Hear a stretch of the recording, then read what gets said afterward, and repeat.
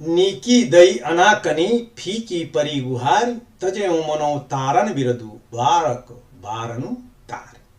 तो इसके कठिन शब्द हैं नीकी। नीकी का मतलब जो है भला, अच्छा, सुंदर, और दई का अर्थ हुआ दैव, देव, प्रभु, ईश्वर। अनाकनी का मतलब आनाकानी करना, अनसुनी करना, यानी सुन करके अनसुना कर देना। और गुहारी का मतलब जो है पुकारना, अनुनय, विनय, अर्चना, प्रार्थना।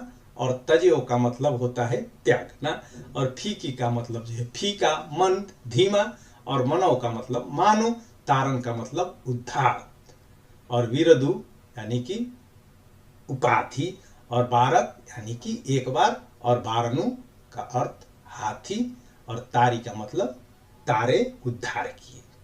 अब प्रसंग इसका है कि इसमें एक भक्त को अपने भगवान से शिकायत है कि भगवान उनकी प्रार्थना को सुन नहीं रहे हैं।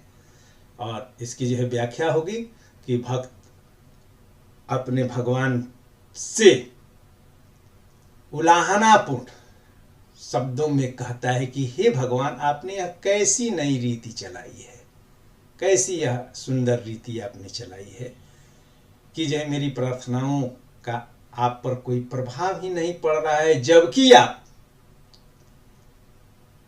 उद्धार करता तारनहार कहलाते हैं। और आपके बारे में यह प्रसिद्ध है कि भक्तों की आर्त पुकार सुन करके आप उनके उद्धार के लिए दौड़े चले आते हैं। जैसा कि आपने ऐरावत हाथी का उद्धार करने का जो पुण्य वाला जो है कार्य किया, जिसकी वजह से आपको तारनहार की अर्थात उद्धारकर्ता की उपाधि मिली। किंतु अब लगता है कि उस हाथी का उद्धार करने के बाद आपने भक्तों के उद्धारकर्ता का विरुद्ध ही त्याग दिया। शायद इसीलिए मेरी आर्त पुकार का आपके ऊपर कोई प्रभाव नहीं पड़ रहा है, मेरी पुकार फीकी पड़ रही है।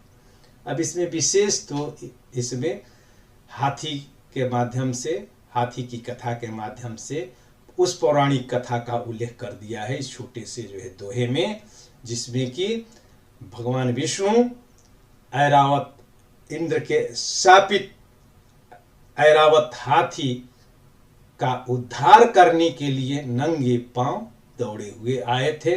और इसी के साथ यह भी संकेत है जैसे कि जब भरी सभा में